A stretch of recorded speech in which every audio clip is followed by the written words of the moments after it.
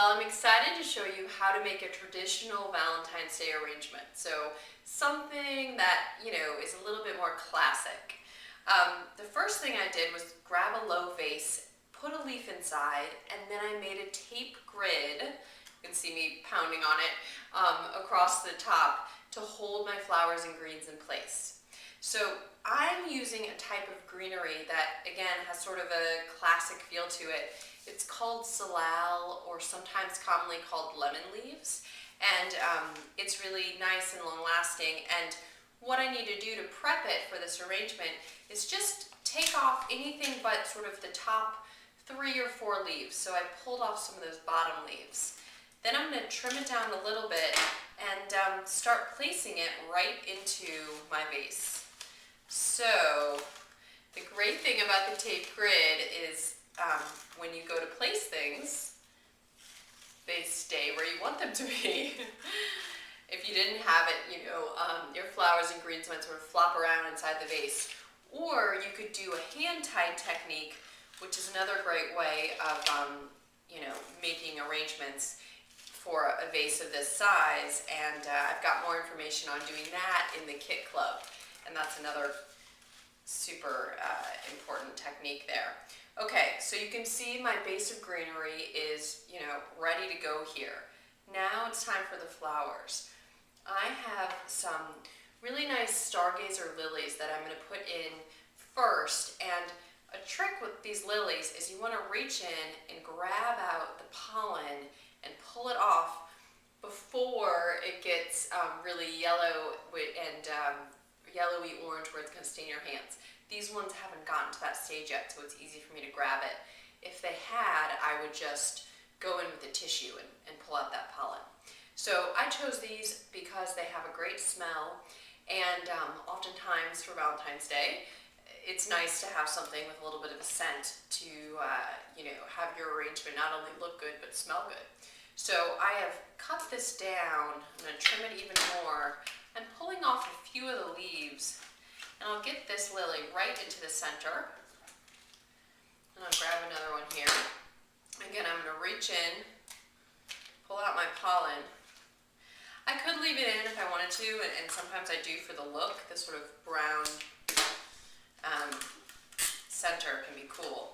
All right, my lily is going to stay in there. Woohoo! Yes, good. There we go. And now I will pick up my roses. So I have gorgeous Esperance roses. I love the name, which means hope in French, and certainly a nice one for Valentine's Day. I also love the color. They're really big and pink and just, beautiful. And the first thing you want to do with roses is pull off any guard petals that are around the edge that might have been bruised in the package or, on your way home, and then sort of fluff them open like this. And then I'll give them a little trim and place them into the vase. Got more here. Really beautiful. And you'll read more about this on the site, but roses around Valentine's Day are a tricky thing. They become very expensive, and the quality sometimes goes down, so to get something this nice is very special. Sticking them in. All right. More and more roses. Can't go wrong with these. In this sort of classic style, it's nice to have greenery in between your flowers to frame them in the arrangement. So that's what I'm doing. I've got some roses and I might put some more in. The other flower I have are beautiful local tulips. I love these. They come from Virginia around here. But you can also find tulips almost anywhere, even if you don't have a local source. These ones are great. And just picking them up, sticking them right into my arrangement in sort of the space between the lilies and the roses. And it's already already looking full and beautiful, and just like something that I think, you know, anyone who has sort of a traditional sense would really appreciate on the holiday. All right, so you get the idea.